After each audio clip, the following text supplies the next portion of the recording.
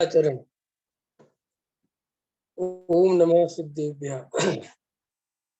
नमो समय साराय स्वानुभूत्या चकाशिते चित स्वभावाय भावाय सर्वभावान्तरच्छिदे अनंत धर्मणस्तत्वं पश्यन्ति प्रत्यगात्मना अनेकांतमयी मूर्ति नित्यमेव प्रकाशिताम् वन्दे तु सर्वसिद्धे द्वयचलमणोभवं गदिं पत्ते मोक्षामि समय पाहुण मीणमोसुदखी बलि घड़िदम्। आत्मज्ञान ही ज्ञान है शेष सभी अज्ञान विश्व शांति का मूल है वीतराग विज्ञान वीतराग विज्ञान ही तीन लोक में सार वीतराग विज्ञान का घर घर होए प्रसार। सम्यक्त की महिमा, सम्यक दर्शन अपना विषय चल रहा है। कल हमने तत्व रुचि और तत्व विचार में अंतर देखा था। तत्व की रुचि होना अलग बात है और तत्व विचार होना अलग बात है। तो उसमें प्रश्न था कि साहब तत्व जब कोई प्रतिकूलता आती है, कोई पाप का उदय विशेष आता है तो तत्व विचार में मन नहीं लगता। तो कल उसकी बात में ये उत्तर आया था कि तत्व विचार में भले ही कम ज्यादा मन लगे लेकिन तत्व में अरुचि नहीं होनी चाहिए। मूल बात ये है, तत्व में अगर अरुचि होगी तो वो मिथ्या दर्शन का कारण बनेगा और अगर तत्व विचार में अरुचि होगी तो वो सम्यक दर्शन नहीं होने देगा। ख्याल में ना, कोई तकलीफ है, कोई पीड़ा है और हमारा तत्व विचार करने में मन नहीं लग रहा, वो अलग बात है। लेकिन तत्व विचार के प्रति अरुचि नहीं होना, तत्व विचार में रुचि होना भले ही उपयोग नहीं लगता। फिर अपन ने कल क्रम से उसमें सारी चर्चा देखी थी, 1 2 3 4 5 6 7 8 9 10 तक क्रम से। तो उसमें 4 5 नंबर तक जीव अधिकतर मुमुक्षु हैं, जो तत्व विचार करने वाले हैं, जिनने गृहीत मिथ्यात्व का त्याग किया है, जो थोड़ा स्वाध्याय करते हैं, वस्तु स्वरूप को भी परिचित है, समझते हैं, है ना। वो जीव बस वहीं पे आके इतने में ही कहीं ना कहीं संतुष्ट हो जाते हैं, जिसके कारण वो सम्यक दर्शन की ओर नहीं जा पाते और वो मन ही मन ये सोचते हैं कि अभी हमारा सम्यक दर्शन का काल नहीं आया है। अथवा उनको पढ़ाने वाले समझाने वाले भी इस तरीके की बात आती है, उनको लगता है ठीक है साहब अपनी योग्यता नहीं है, लेकिन वो कभी ये गहराई से विचार नहीं करते कि अपन इससे आगे बढ़ते भी तो नहीं है। जो अपन काम कर रहे हैं, पूजा कर रहा है, सच्चे देव शास्त्र गुरु की भक्ति कर ली, गुरु को देव कुशास्त्र का त्याग कर दिया, है ना, और थोड़ा सा भोजन आदि में भी मर्यादाएं कर ली, जमी कंद का त्याग कर दिया, रात्रि भोजन छोड़ दिया, ऐसा बस वो सोचता है साहब अपन कर रहे हैं। श्री गुरु कहते हैं कि बस इसके आगे अब एकांत में बैठ के जो तुमने 7 तत्व समझे हैं, जीव अजीव आश्रव बंध संबर निर्जरा और मोक्ष, अब एकांत में बैठ के मैं जीव तत्व हूँ, शरीर आदि अजीव तत्व हैं, संयोगों से सुख नहीं मिलता, ये सब संयोग आदि अजीब तत्व हैं, ये जो मोह राग देश के परिणाम है, ये आश्रव भाव है, ये दुख रूप है, इनमें सुख नहीं मिलता, है ना, बंध के भाव हैं, इनसे 4 गतियों का बंध होता है, संबर निजरा अपने स्वरूप की लीनता ये सुख का कारण है। इस तरीके से एकांत में बैठ के तत्व विचार नहीं करता, इसीलिए सम्यक दर्शन रूपी कार्य नहीं होता। सम्यक दर्शन रूपी कार्य क्यों नहीं होता? क्योंकि बस वो यही 4-5 नंबर के स्टेप पे ही अपने से संतुष्ट होता है, अपने को ऐसा मानता है कि अब मैं कर रहा हूँ, मैं पढ़ रहा हूँ, मैं सुन रहा हूँ, लगा तो हूँ। लेकिन वो रुचि जो है, वो जो सुख बुद्धि है, वो पर द्रव्य से छूटती नहीं है। और पर द्रव्य से सुख बुद्धि छूटती नहीं है क्योंकि विचार नहीं करता, बेहोश है ना हम। बेहोशी में क्या होता है, जीव को समझ में आते हुए भी समझ में नहीं आता। उसको दिखता तो है कि यार ये सब सुख, लेकिन वो कब दिखता है? जब थोड़ा सा विपरीत परिणमन चलता है, जब पाप का उदय चलता है, जब कोई प्रतिकूलता बनती है, तब तो कहता है कि सब कोई काम का नहीं है। लेकिन जैसी अनुकूलता बनती है फिर उन्हीं में रम जाता है। तो इस तरीके से हमारी अनादिकाल से भूल चल रही है। जैसे सुनील जी, वो संसार बिंदु का किनारा वाला चित्र है ना, जैसा वो शहद की एक बूंद गिर जाती है, वो जब तक नहीं गिरती तब तक तो शायद उसे भी थोड़ी देर लगता होगा कि यार कुछ दम नहीं है, निकल जाता हूँ। लेकिन वो एक आशा बन जाती है ना कि चलो रुक जाओ, थोड़ी देर में गिरेगी, चलो थोड़ी देर में गिरेगी। ऐसे ही हम सबको भी क्या है, जब विशेष पाप का उदय आता है तब तो एकदम लगने लगता है संसार में कोई सुख नहीं है, अरे साहब कुछ नहीं रखा, सब यहीं पड़ा रह जाए। अभी देखो, किसी भी व्यक्ति से बात करो, महा निपट अज्ञानी से बात करो, तो वो भी वैराग्य की बातें कर रहा है कि नहीं कर रहा है? वो भी कह रहा है सतधारा हो न सीरी, वो भी कह रहा है कि नहीं कह रहा? वो भी कह रहा है साहब धन कन कंचन राज सुख, वो भी कह रहा है ना, सब कह रहे हैं ना लोग कि साहब कोई दलबल देवी देवता माता पिता परिवार मरती प्रिया जीव को, है ना, ये सब कह रहे हैं ना। श्री गुरु कह रहे हैं कि ये बात अभी वर्तमान की परिस्थितियों को देख के कह रहा है। जैसे ये परिस्थितियां थोड़ी सी बदलेगी और उदय ठीक होगा, फिर उन्हीं में रम जाएगा। बस ये गलती समझ लो जन्मों जन्मों से चली आ रही है। मैंने कोई ऐसा प्रश्न करे कि साहब हमारी अनादि काल से जो भूल है वो मिटती क्यों नहीं है? हमें ना जाने कितनी बार मनुष्य पर्याय मिली, देव पर्याय मिली, नरक गति में गए, त्रियंच गति में हुए, संगी हुए, ये भूल मिटती क्यों नहीं है? जिनवाणी में लिखा है किस जीव ने ना जाने कितनी बार तक सुना, तो फिर भूल मिटती कि भूल इसलिए नहीं मिटती कि संसार से सुख की आशा खत्म नहीं होती। अंतर समझ में आया ना? भूल क्यों नहीं मिटती विवेक जी? वो कहीं ना कहीं जीव को आशा बनी रहती है कि सुख मिले। और सुनो, ये मोह का चिन्ह है। मोह माने जो नई नई आशाएं पैदा करता रहता है, नई नई जिज्ञासाएं, नई नई लालसाएं पैदा करता रहता है। अभी सबको क्या लग रहा है कि बस कोरोना निकल जाए तो सुखी हो जाऊंगा, लग रहा है कि नहीं? ये मोह का चिन्ह है। ये मोह क्या करता है, वो बस वो ये समझाता है तुम्हें बार बार कि वैसे तो सचिन जी सब ठीक है, बस ये थोड़ा सा कोरोना हट जाए बस तुम सुखी हो जाओ। अंतर समझ में आया? तो अपन उस मोह की मान लेते हैं, फिर अपन बाकी के दुख भूल गए। तो बाकी के भी दुख चल रहे थे, मोह ने उनको साइलेंट मोड पे कर दिया और अभी कोरोना एक्टिव मोड पे है। अभी किसी को और कोई दुख ही नहीं दिख रहा है संसार में। मैंने मुझे ऐसा लगता है ये कोरोना ऐसा दुख आया कि कैंसर का दुख, हार्ट फेल का दुख, डायबिटीज का दुख, और पता नहीं कितनी, मैं तो इतनी बीमारियों के नाम जानता भी नहीं। ये सारी बीमारियां हाथी के पैर में समा गई।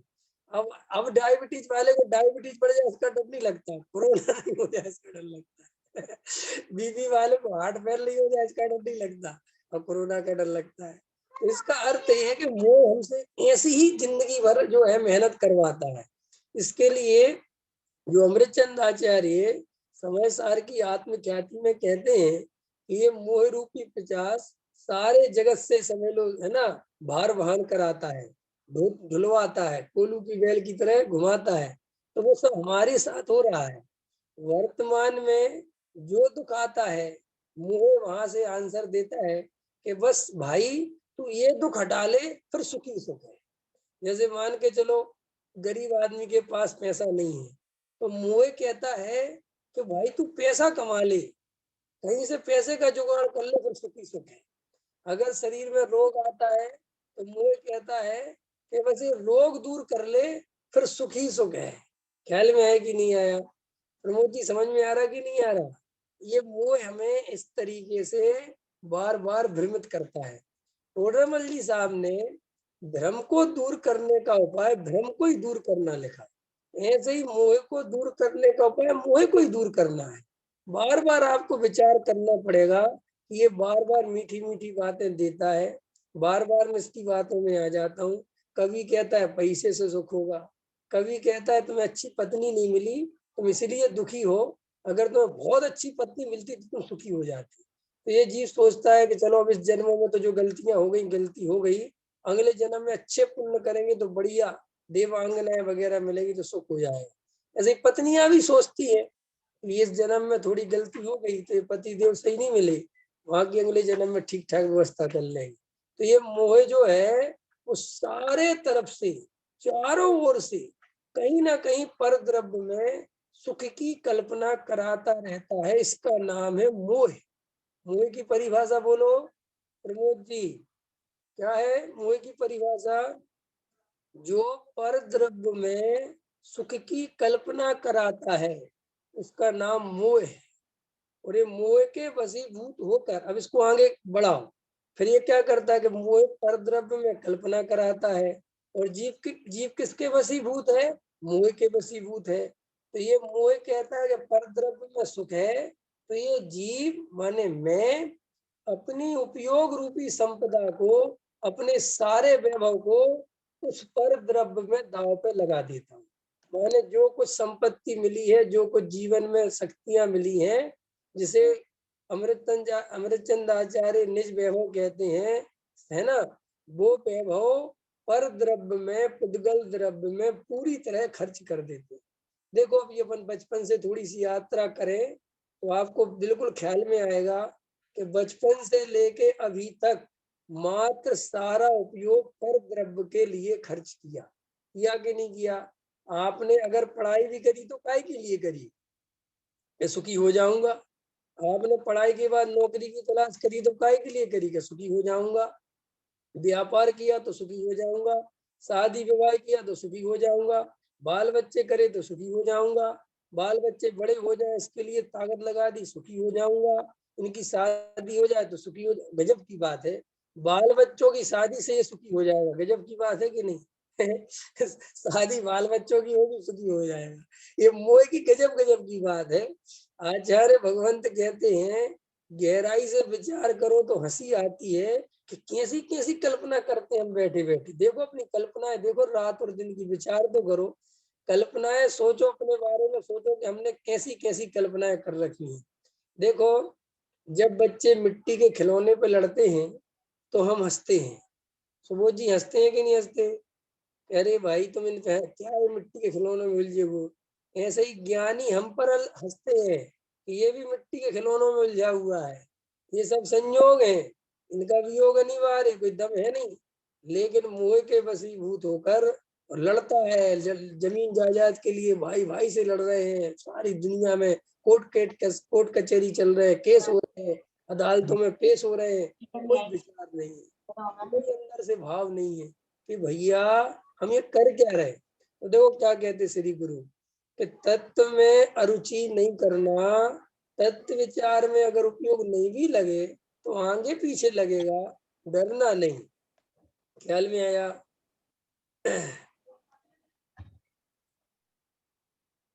अब देखो क्या कहते हैं, इस जगत में, आवाज म्यूट कर दूं एक मिनट कुछ इसमें।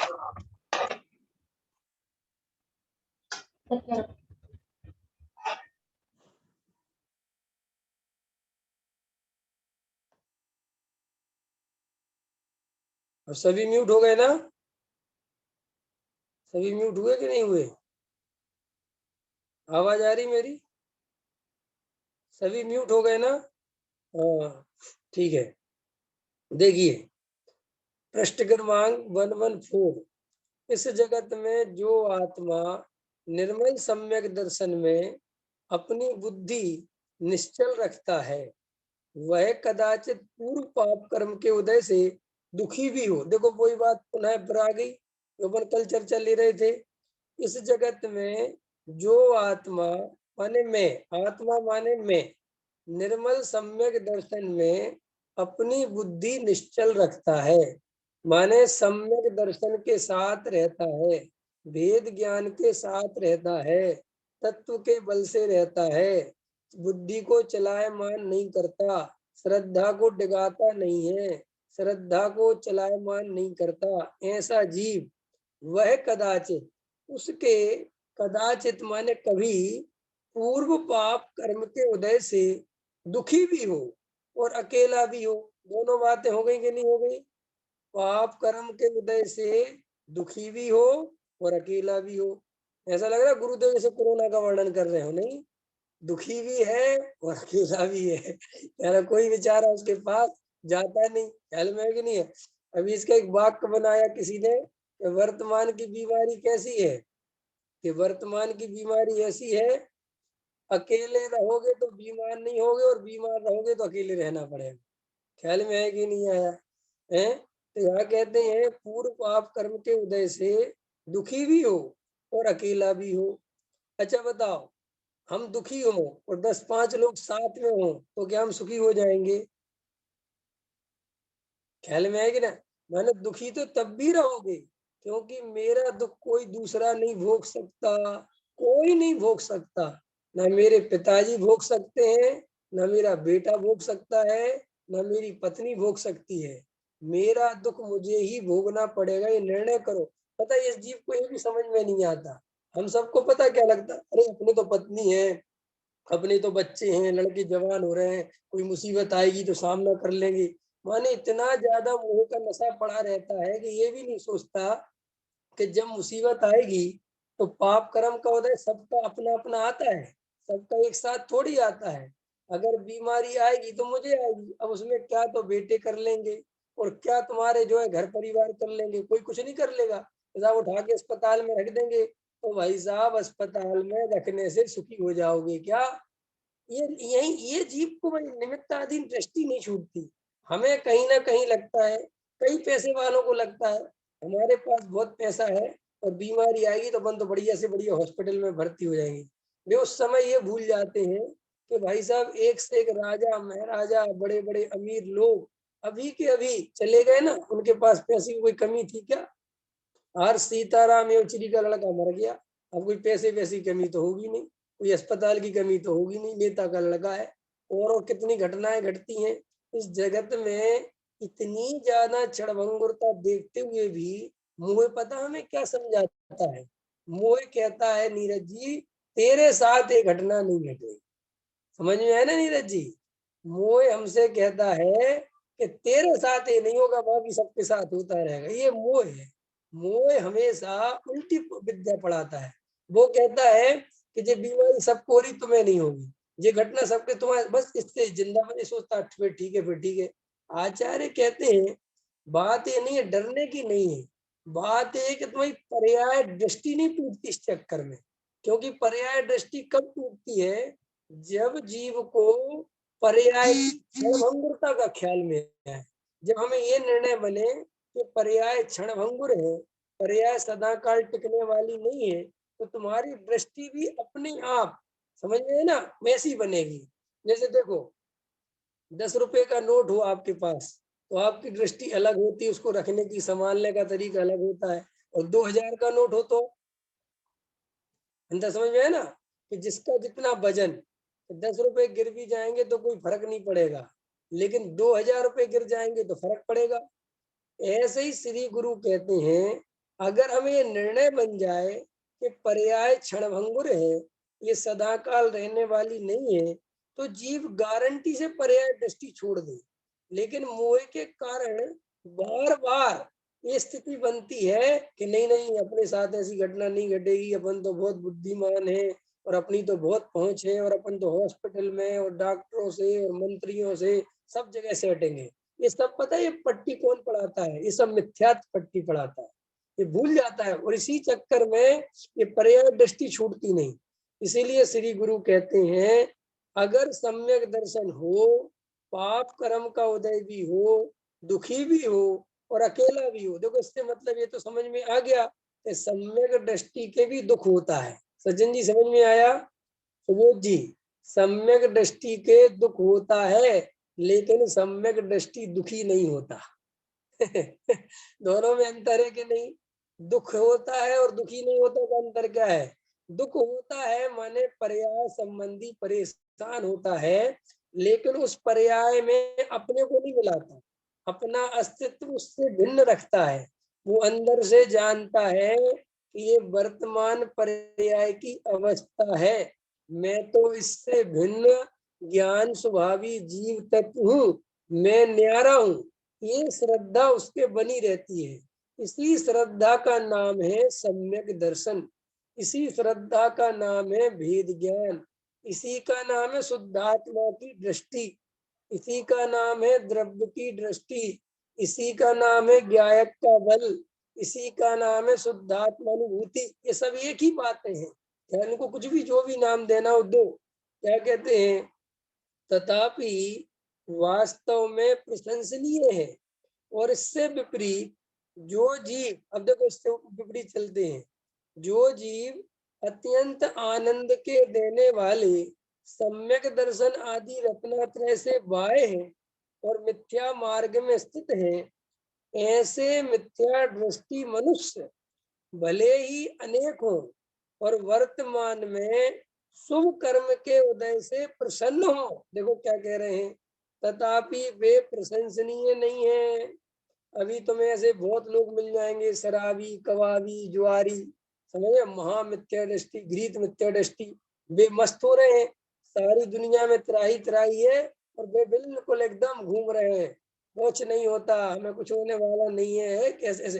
तो श्री गुरु कह रहे हो बाहर से भले ही तुम्हें ऐसे प्रसन्न दिख रहे हैं और निडर दिख रहे हैं, लेकिन जो वो मिथ्या दर्शन उनके अंदर चल रहा है, वो उनकी अनंत अनंत दुखों की कहानी लिखने वाला नहीं है।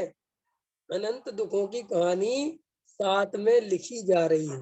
अभी तो वर्तमान में कोई पुण्य का उदय चल रहा है, जिसके कारण, अरविंद जी समझ में आ रहा कि नहीं आ रहा? अरविंद जी थोड़ा ऐसे बैठो, आपका चेहरा नहीं दिख रहा मेरे को।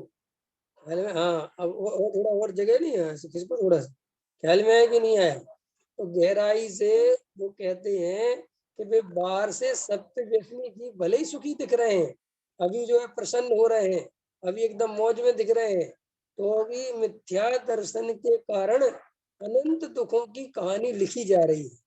और सुनो, सम्यक दृष्टि जीव वर्तमान में पूर्व कर्म के उदय से कोई पाप कर्म का उदय है और वर्तमान में दुखी दिख रहा है, परेशान दिख रहा है, दीनहीन दिख रहा है, तो भी श्री गुरु कह रहे हैं कि सम्यक दर्शन के प्रभाव से अनंत सुख की कहानी लिखी जा रही है। आगे जाकर वह जीव सिद्धालय में विराजमान होने वाला है। और ये जो वर्तमान में जो सुखी दिख रहा है, पैसे वाला दिख रहा है, पद वाला दिख रहा है नहीं, बड़े बड़े पदों पर दिख रहे हैं और उनकी एकदम तूती बोल रही है, जैसे अपनी भाषा में कहें, और भैया जहां से निकल जाते हैं एकदम। श्री गुरु कह रहे हैं तुम इसका वर्तमान मत देखो, और वर्तमान देखकर ललचाओ मत, घबराओ मत, और अपने तत्व से डिगो मत। ये मत सोचो कह रहे कुछ नहीं होता धर्म से, ये देखो बिना धर्म के क्या मजा आ रहा है। भैया वर्तमान का मजा अनंत निगोद की सजा है। ये जब निगोद की पर्याय में जाता है जीव, तब पता चलता है कि क्या दशा होगी। अभी अपन जो एक इंद्री, दो इंद्री, तीन इंद्री, चार इंद्री, इन जीवों को देखते ना तो करुणा करते हैं, उनका अपन को इतिहास तो पता नहीं है। ये बेई जीव हैं, इनको कभी अवसर मिला था आत्म कल्याण करने का, भेद ज्ञान करने का, लेकिन इन्होंने उस अवसर को चूक गए और सत्य व्यसन आदि, है ना, मिथ्या दर्शन आदि का सेवन करते रहे। तो फिर ये सादिक 2000 सागर का समय निकाल के वापस काल अनंत निगोद मजा, फिर निगोद की पर्याय में जाना पड़ा। इसलिए भैया अगर थोड़े से भी समझदार हो तो श्री गुरु कहते हैं निगोद नहीं जाओ, वो काम कर लो।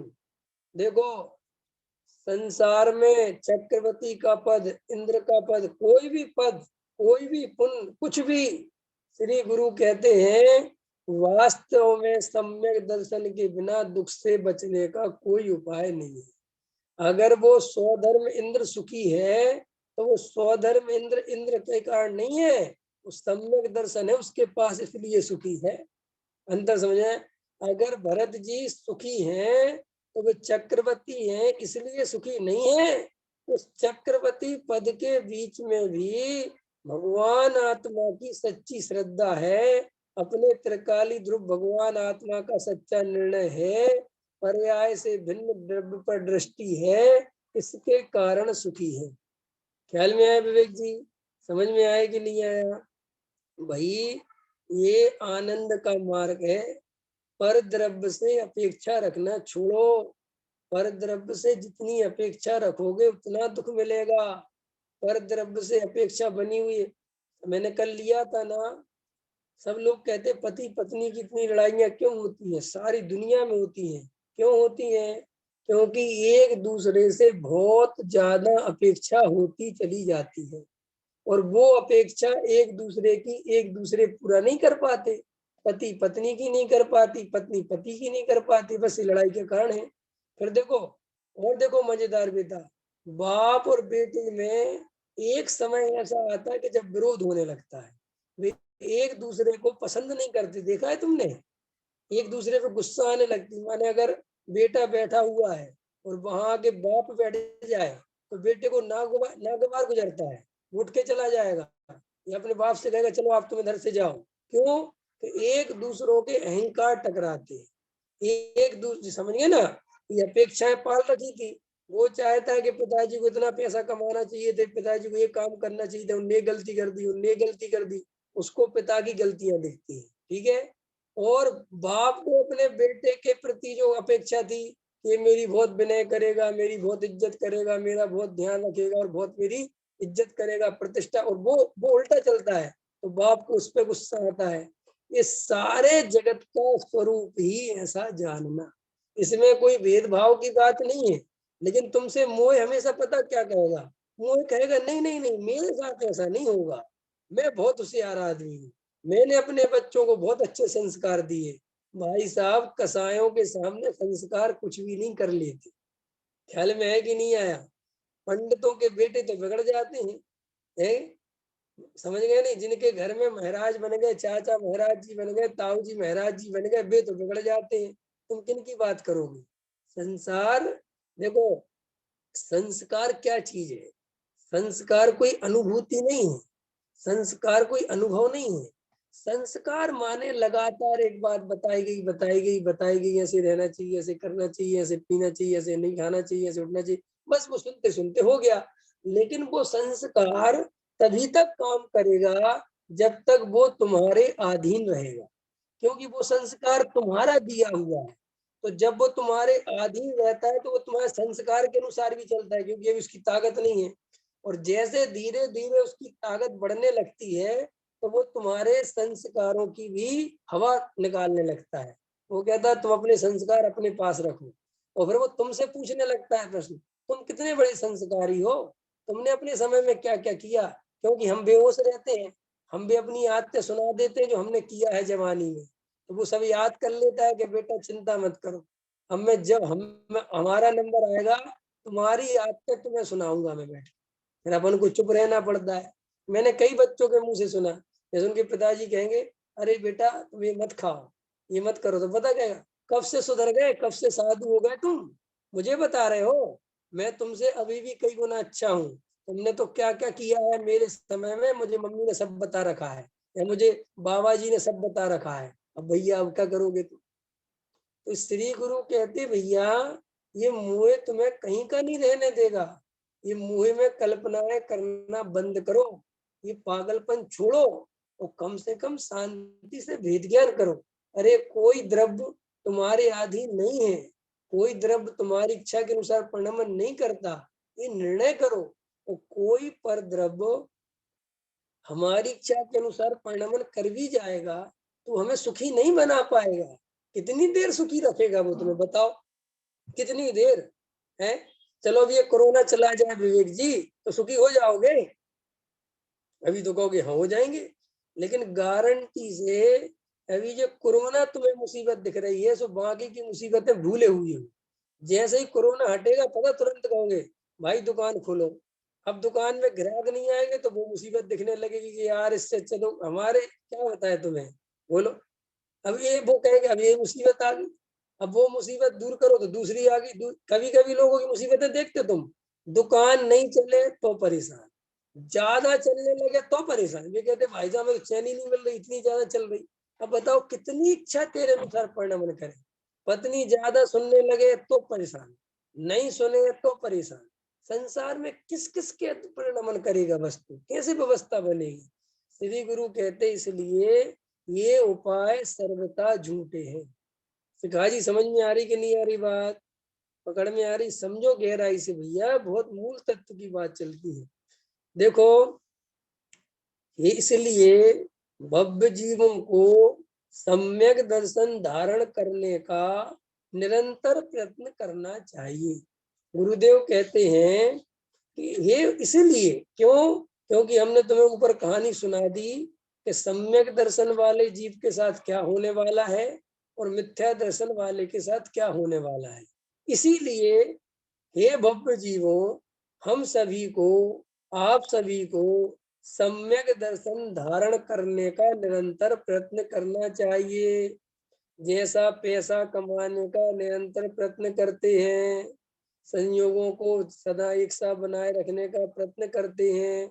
मजेदार बात यह है कि वो रेत में से तेल निकालने जैसा है, क्योंकि वहां कुछ वैसा होता ही नहीं, ख्याल में है नहीं है। लेकिन सम्यक दर्शन होता है कि नहीं होता। अपनी निधि तो अपने में है, बाह्य वस्तु में व्यर्थ प्रयास। जग के सुख तो मृग तृष्णा है, झूठा है उसका पुरुषार्थ। अमित गति आचार्य लिख गए बात की नहीं लिख गए? ख्याल में है कि भैया अपनी निधि तो अपने में है। एक बार सुबोध जी विश्वास करके देखो, सम्यक दर्शन में बहुत आनंद है। और देखो जगत के क्लेश दूर करते करते जिंदगी बीत जाती है। बेचारा इंसान, व्यक्ति, जीव, जो भी नाम लो, बूढ़ा हो जाता है, लेकिन इतनी समझ में नहीं आती कि मैं कब तक ये परद्रव्य को व्यवस्थित करता रहूंगा, कब तक इन मेढकों को तोलता रहूंगा, कब जाके ये सब तोलना का बंद होगा, कब जाके सब व्यवस्था बनेगी। नहीं बनेगी। बनेगी? बोलो बनेगी? नहीं बनेगी। अपनी निधि तो अपने में है, अपने में है सुख। देखो अपना सुख अपने में है, ये सुख की बात है कि दुख की बात है? बताओ विवेक। अपना पैसा अपने घर में है, किसी के घर नहीं जाना लेने के लिए, सुख की बात है कि दुख की बात है? लोग में सब समझदार हैं, सब जानते हैं बात कि भाई साहब इससे बढ़िया बात क्या हो सकती है। ऐसे ही आचार्य कहते हैं कि तुम जिस सुख के लिए परेशान हो, तुम जिस शाश्वत सुख को चाहते हो, तुम यही तो चाहते हैं ना कि दोबारा दुख ना हो। सभी जीव क्या चाहते हैं कि मैं ऐसा सुखी हो जाऊं जिसके बाद कभी दुख नहीं हो। यही चाहते कि नहीं चाहते? और सुनो व्यक्ति, बेटा आचार्य भगवंत कहते हैं कि तुम्हारे पास ज्ञानी नहीं हो कोई बात नहीं, लेकिन तुम्हारे पास अज्ञानी तो है। चारों तरफ अज्ञानी है कि नहीं? अज्ञानी माने जिनने पर द्रव्य से सुखी होने का उपाय कर रखा है। ऐसे तो जीव है ना अपने पास, सब है कि नहीं? मम्मी पापा चाचा चाची ताऊ भाई बहन सब है ना। सब जीवों को देखो, इस सब यही उपाय कर रहे हैं ना पर द्रव्य से सुखी होने के। और उनके पिताजी ने भी किया, लेकिन वे एक भी मरते हुए एक नहीं कह के गया कि हमारा उपाय सच्चा था, तुम भी यही करना। बोलो कह के गया हो तो बताओ, प्रमाण है ये बात के नहीं? बोलो सचिन जी, ये प्रमाण है कि नहीं? इससे बड़ा प्रमाण होगा? कहते ना मरता हुआ आदमी कभी झूठ नहीं बोलता। एक भी मरता हुआ आदमी तुम मुझे लेके आओ जिसने ये कहा हो कि खूब पैसा कमाओ ये सुखी होने का उपाय है, जिसने ये कहा हो खूब बच्चे पैदा करो ये सुखी होने का उपाय है। भाई साहब एक आदमी तुम्हें ढूंढे नहीं मिलेगा इस संसार में। लेकिन उन ज्ञानियों से पूछो जिनने समाधि मरण में अपने जीवन को, इस पर्याय को छोड़ा। उनसे समाधि मरण में है वे जीव, उनसे पूछा महाराज, उनने कहा क्या बात करते हो, जो हमने उपाय किया है वो तुम भी करो, तुम भी सम्यक दर्शन लो। ये इससे पता चलता है। समाधि मरण में जो जीव होते हैं उनके चेहरे की प्रसन्नता, क्यों कि उनने वो प्राप्त कर लिया, उनने पा लिया। उनको ऐसा नहीं लग रहा कि हमने भव गवा दिया, उनको ऐसा नहीं लग रहा कि हमने कोई गलतियां कर दी अरे भव चला गया। नहीं नहीं, उनने तो पा लिया। इसलिए उनके तुम आनंद को, इसलिए तो कहते मृत्यु महोत्सव भारी के साहब सम्यक दृष्टि का जो मरण है, श्री गुरु कहते हैं वो समाधि मरण क्यों है कि वो समता भाव पूर्वक इस पर्याय को छोड़ता है। तो समता भाव पूर्वक क्यों छोड़ता है? क्योंकि उसके द्रव्य की दृष्टि है, उसको ये पता है कि ये पर्याय नाशवान है, मैं नहीं। संजय जी समझ में आया? अरविंद जी, पर्याय नाशवान है, मैं नहीं। इसलिए सम्यक दृष्टि को पर्याय के वियोग की कोई चिंता नहीं होती। लाखों वर्षों तक जीऊं या मृत्यु आज ही आ जावे। किसकी? इस पर्याय की। ये पर्याय लाखों वर्ष तक बनी रहे तो मुझे कोई चिंता नहीं है, और आज छूटती हो तो आज छूट जाए। अरे एक मैं आज बैठे बैठे भी विचार कर रहा था, एक भाव बन रहा था कि देखो सिद्धालय माने क्या, सिद्ध भगवान माने क्या, ऐसा भाव बन रहा था। सिद्ध भगवान, भगवान माने क्या कि इस शरीर में मिथ्या दृष्टि जीव ऐसा मानता है कि ये शरीर है तो सुख है, ये शरीर है तो मेरी सत्ता है, ये शरीर है तो मैं हूं, ऐसा मिथ्या दृष्टि जीव मानता है। अब देखो इसी के कारण उसे पल पल दुख मिलता है, बेचारे तकलीफ मिलती है, क्योंकि ये शरीर नाशवान तो है ही और रोगों की खान है। ख्याल में है कि नहीं? पूरे टाइम सुख का तो कोई कारण बनता नहीं, दुख ही दुख, दुख ही दुख, दुख ही दुख। अब देखो सिद्ध भगवान कैसे हैं? ये मिथ्या दृष्टि की मान्यता है, और सम्यक दृष्टि की तो क्या जानता है कि वो धन्य घड़ी कब आएगी जब सदा काल के लिए मैं इन शरीरों से रहित हो जाऊंगा। क्या गजब की बात है! मिथ्या दृष्टि शरीर से रहित होना नहीं चाहता, और सम्यक दृष्टि शरीर सहित नहीं होना चाहता। ख्याल में? सम्यक दृष्टि कहता है कि शरीर रहित हो जाऊं। अशरीरी सिद्ध भगवान आदर्श तुम्ही मेरे। और मिथ्या दृष्टि का कैसा कहता है ना? राजा महाराजा तुम आदर्श मेरे, पैसे वाले आदर्श तुम मेरे, है ना? सुंदर देह वाले आदर्श तुम मेरे।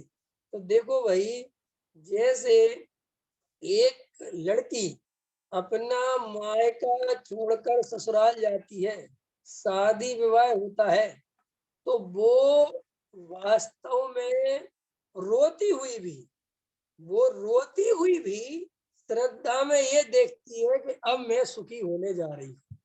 क्या गजब की बात है! ख्याल में है ना? उदाहरण समझ में है कि नहीं आया? वो रोती हुई भी श्रद्धा में मैं सुखी होने जा रही हूँ, अब मैं अपने घर में जा रही हूँ, अब मेरे जीवन के असली शुरू होने वाला है। श्री गुरु कहते ऐसे ही ज्ञानी जीव इस शरीर से रहित होने को देखते हैं, वो अशरीरी होने को देखते हैं। देखो हम कितने पागलपन में जीते हैं कि संयोगों से सुखी हो जाएंगे, और सिद्ध भगवान कह रहे भैया संयोग है इसलिए तो तू परेशान है, अगर ये संयोग नहीं होते तो तू परम सुखी होता। अंतर समझ में आया? संयोग और संयोगी भाव माने मोह और वे संयोग। तो इस तरीके से इसमें ये क्लियरिटी कर लें अपन कि सम्यक दर्शन कितनी आवश्यक चीज है। सम्यक दर्शन माने जीवन। ऑक्सीजन जरूरी है कि सम्यक दर्शन? बोलो नीरज जी, ऑक्सीजन जरूरी है कि सम्यक दर्शन? सुनो, अज्ञानी जी कहता है कि ऑक्सीजन, और श्री गुरु कहते हैं सम्यक दर्शन। अब बोलो, ऑक्सीजन नहीं मिल रही तो लोग कितने पागल भय जा रहे हैं, लेकिन मैं गारंटी दे रहा हूं अगर सम्यक दर्शन हो जाए, सुनो गजब की बात, तो अनंत काल में ऑक्सीजन की जरूरत नहीं पड़ेगी। बोलो काम कितना खतरनाक है! अरे काम वो करो ना जो अजर अमर हो। लोक में भी दुनिया में भी कंपनी की चीजें खरीदते लोग, बोलो क्यों? साहब इसको ले लो साहब, जिंदगी भर के लिए फुर्सत। हम तो कहते हैं सम्यक दर्शन ले लो, अनादि अनंत काल तक के लिए फुर्सत, बात ही खत्म।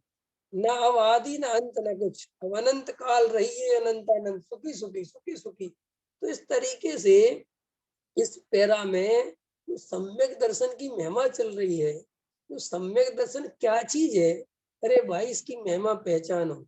अभी भी अगर संसार की असारता समझ में नहीं आई हो, क्षण भंगुरता नहीं समझ में आई हो, अभी भी लग रहा हो कि संसार में सुख होगा, संसार में सुख होगा, संसार में सुख होगा, अभी भी लग रहा हो, तो भैया तेरे अभाग्य की महिमा हमसे तो नहीं कही जाती।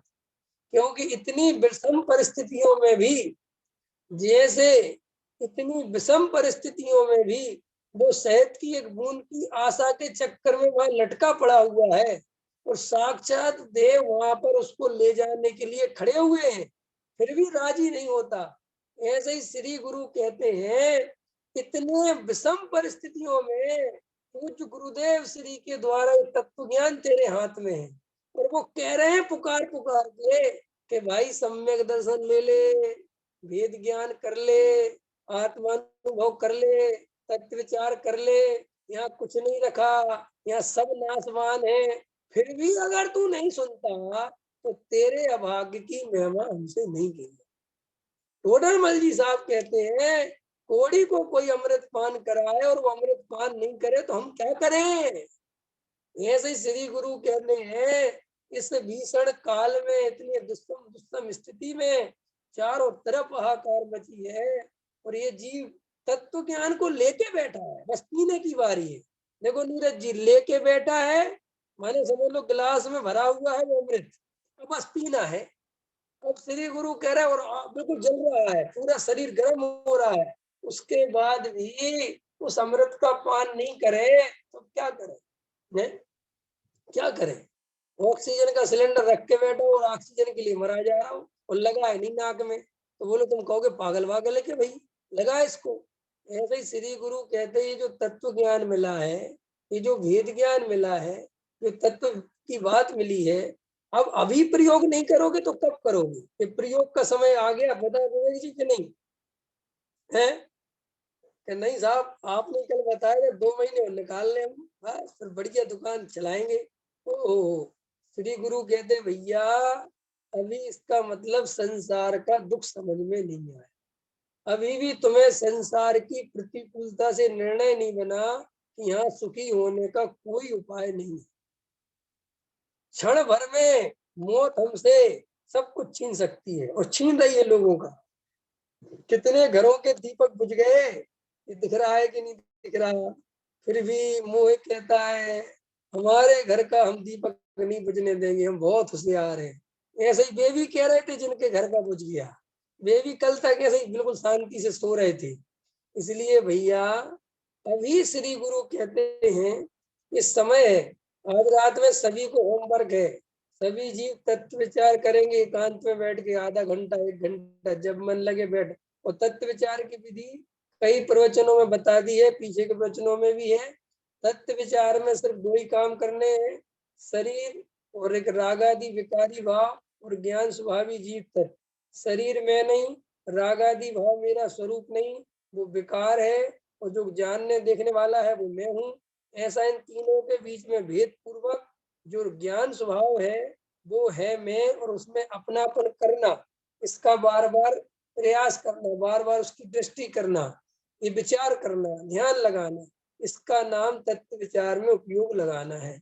और डीप चर्चा है और अभी थोड़ा उसको नहीं ज्यादा दोहराता, वो सब पहले के प्रवचनों में जहाँ आया होगा देखना, उसमें जिनने नहीं सुना हो उसमें एकदम प्योर सब चर्चा ली है कि भाई कैसे शांति से बैठ के तत्व विचार करना है।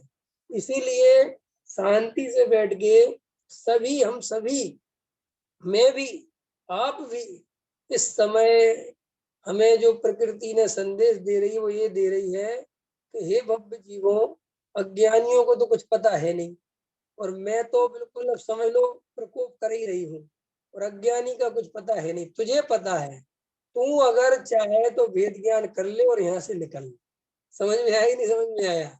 मानव प्रकृति हमसे ये कह रही है, वरना बाढ़ तो चल ही रही है, ख्याल में आया नहीं। अब बाढ़ में बचना हो तो वेद ज्ञान करो।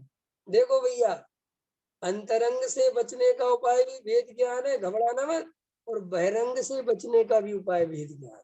ऐसा बहिरंग से बचने का उपाय वेद ज्ञान कैसे, क्योंकि वेद ज्ञान करने वाले को 7 सै पुण्य का बंध होता है, और 7 सै पुण्य माने हल्की जाति का पुण्य नहीं बनता, इतना A1 क्वालिटी का पुण्य बनता है कि अगर पूर्व का पाप कर्म का भी उदय चल रहा हो तो उसका भी संक्रमण हो जाए और पुण्य में बदल जाए, इतना भेद ज्ञान की ताकत है। इसलिए भेद ज्ञान को कोई छोटी मोटी चीज मत समझना, ऐसा हम पुण्य करने के लिए कहीं अलग से जाएंगे। वेद ज्ञान माने ऐसी दवाई जिसमें पुण्य भी बनता है, घबराना नहीं, इसमें मोक्ष मार्ग भी खुलता है, इसमें सम्यक दर्शन भी मिलता है और जिसमें जी सुखी भी होता है। और खाली पुण्य लेने जाओगे तो इसमें तो पाप और मुफ्त में मिल जाएगा साथ। तुम तो प्योर वेद ज्ञान करो, स्वाध्याय करो, तत्व विचार करो, तो 100% हमारे जीवन में बाहर में भी और अंदर में भी आनंद होगा। बाहर का शब्द कितना अच्छा लगता है ना विवेक, बाहर में भी आनंद होगा। लोग बाहर की बात सुना तो लोग कहते जी थोड़ा ठीक बता दिया, माने ये रस खत्म करना है। माने मैं बाहर का कितने भी बोलूं तो भी तुम्हें बाहर का रस नहीं आना चाहिए। हमारी हालत ये कि मैंने जरा सा बाहर का बोला नहीं, हाँ ये ठीक। अगर ये कहूँ ना कि अगर जो आज वेद ज्ञान हृदय से करेगा उसे करोगे नहीं, वो तो और ज्यादा करने बैठ जाएगा जी तो अच्छा बताए। देखो भैया यही पर्याय दृष्टि है, यही संसार बुद्धि है, यही तो तोड़ना है। वेद ज्ञान हमें कोई पर द्रव्य के सुखी संसार में सुखी होने के लिए नहीं करना है। वेद ज्ञान हमें संसार से पार होने के लिए करना है। लेकिन ये सत्य है कि वेद ज्ञान करने वाला वर्तमान में भी दुखी नहीं होता। ऐसा ही वस्तु का स्वरूप है। सभी जीव ऐसा वस्तु का विचार करें, वेद ज्ञान करें, अपने स्वरूप में रमे। इसी मंगल भावना के साथ अभी विराम लेता हूँ। सहजानंद।